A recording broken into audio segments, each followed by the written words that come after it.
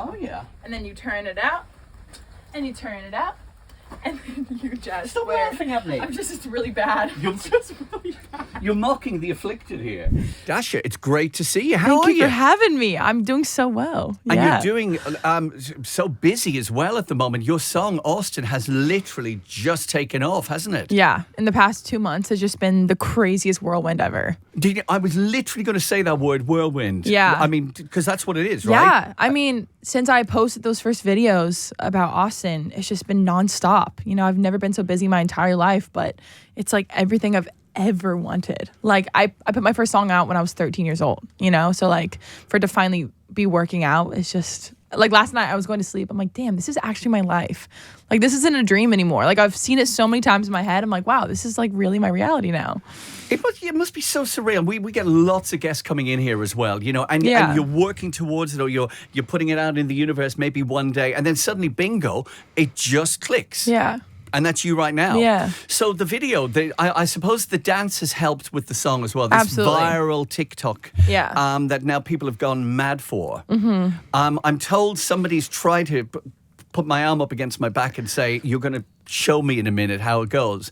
I'm dreading. I'm going to be honest with you. I'll tell you to you, I'm dreading it because I'm not a natural dancer. We don't have to. We'll see. No, I won't. You want to? Yeah. They're like, you have to. Should we say he has to? No, it'll be fun. It'll be fun. But it's an amazing reaction. How important do you think TikTok and other social media brands are to young aspiring artists these days? I mean, it just gives this platform that we wouldn't have otherwise. You know, like if I didn't have TikTok and Instagram Reels and all that stuff, like I literally wouldn't be here right now. I wouldn't have reached the audience because I did that all independently. Yeah. You know, I only signed with Warner Records a couple weeks ago. Like it was all independent. Wow. So yeah. Doesn't it just show you as well? So anybody watching this, you know, somebody dreaming in their bedroom at home thinking, I could be the next, you know, Dasha. You can. You literally can. Yeah. Like with the internet these days, like literally anything is possible. And for the first time in forever, like it's true. It like you can do it. Passes power and control to the artist now, whereas it used to be the record company. Absolutely. Wasn't it? But also puts a lot of pressure on the artist because like you have to be your marketing team and everything. You know, you have to, it's the full job. You have to be your own label basically, which is a lot of work. But if you want it enough, like it'll happen. Well, it just shows you get it right and here you are. So the story behind Austin, can you just give us a bit of an insight? Well, I was really angry, as you can probably tell. I was pretty upset. No, it's funny. I'd never been to Austin when I wrote the song. But if you think about it, the song's not really about the city of Austin. It's more like the excuses this guy would make up and our relationship. And I was like in this 1.5 year situationship with this guy in Nashville. And I was just at a certain point, Austin's like the breaking point on my album of like, wow, I've actually been letting you treat me so poorly. I'm not going to do that anymore. And so it was like my moment of taking almost like my pride and my strength back. I mean, like, I'm leaving you here, drunk, washed up in Austin. Of course, it wasn't actually drunk, washed up in Austin. It was drunk, washed up in Nashville. But Austin sounded better. So, period, you know? Yeah. And these horrible men, but boy, do they inspire some hit songs. Oh, so, he's a business expense, and I'm so grateful for it. And then it goes full circle for you because you end up in Austin. Yeah, for the CMTs. The CMT Awards. You're suddenly in this auditorium with all the stars of country music. Just talk me through that. I mean, it was just wild, like...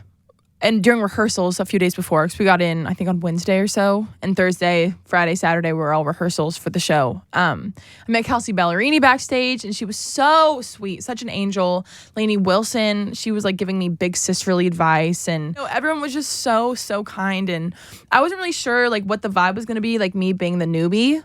You know, because sometimes it's kind of cliquey. Like like it's my first entrance into the country world. So I wasn't really sure. But everyone was so unbelievably welcoming and so kind and genuinely just excited for me. Well, it's funny because I sometimes get asked as well, because we get all those people that you just mentioned, they all swing by here when they're in town, right? And I often get asked, well, what are they really like? You know, because exactly like they are. But they really are. They're so genuine. Yeah. Like I cannot stress enough how good people are in country. And I'm not sure if that's just because it's country and because they're just more down-to-earth people. I'm not sure about that. I think it is low-key. But honestly, that seems to be the way, doesn't it? Yeah. But you're clearly brimming with confidence and all that. But was there a part of you thinking on that night, here I am at the CMT Awards, or did you just go for it? I think the adrenaline kind of caught up with me a bit. It was very intense, obviously. The rehearsals were great, everything. I felt good. I knew exactly what I was doing. I just think your first time playing an award show like that, it's a lot of pressure on you, especially being the rookie. And I felt weirdly calm about it, but the adrenaline was pretty insane. When I got on the stage and I was sitting on the steps for like the first part of the singing, I remember my heartbeat was going so fast that I was like, am I gonna pass out right now on these stairs? And I was like trying to do my meditation breathing to like, you're good, you got this, just like do what you practice. But like my heartbeat would not slow down. And that just comes from practice, like years of practice. Like being an artist is so many different things. It's songwriting, it's interviews, it's blah, blah, blah. But it's also training your literal body to be able to handle really, really, really stressful situations. And there's no substitute for that experience, no, right? You just have to do it. On the night, that moment, it's down to you, isn't it? Exactly. You just have to have, at a certain point, you have to throw yourself into the ring and say, okay, I'm here now. And we're just going to keep getting better. Well, you've wanted it so much, and then you find yourself in the ring, and you think, well, I better perform, right? I'm like, you better work, girl. Come on.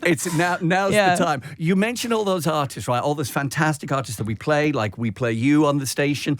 And is there anybody in mind that you would love to collaborate with at some time? Because they were all there in front of you. Did you think at all, oh, I'd love to do a song with her or him? Yeah, everyone. Like, hello. But I'd love to do a song with, like, I don't know exactly yet.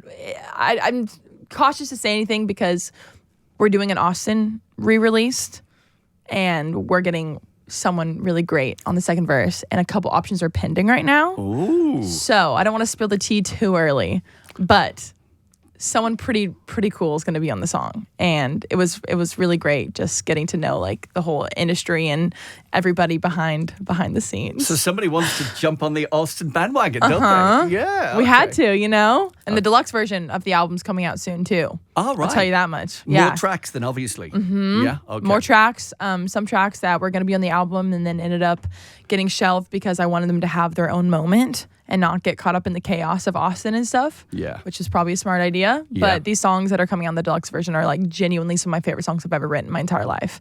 I feel like I've just gotten into the groove of my songwriting in the past few months that everything I go into the studio and write, I'm just like, we're cutting it. That's me. That's so me. So it's been so fun. Well, you're obviously on a ride, and it's a pleasure to have you stop by here. Thank you for having me. You're welcome. Okay, we're gonna walk through it slow. So it's and a right, left. Okay, right, left, right, up, right, back. Turn it out, and a grapevine, and a grapevine. I don't even know what a grapevine is. But... And right, and left, and toe, heel, Good. Okay, and you can like turn it in, like toe, heel. There you go. Oh yeah. And then you turn it out, and you turn it out, and then you just. Stop laughing at me. I'm just it's really bad. You're just really bad. You're mocking the afflicted here. Okay, ready? One more time. Ready? Okay. And a right, left, right up, right back, turn, and a grapevine, on a grapevine. There you go.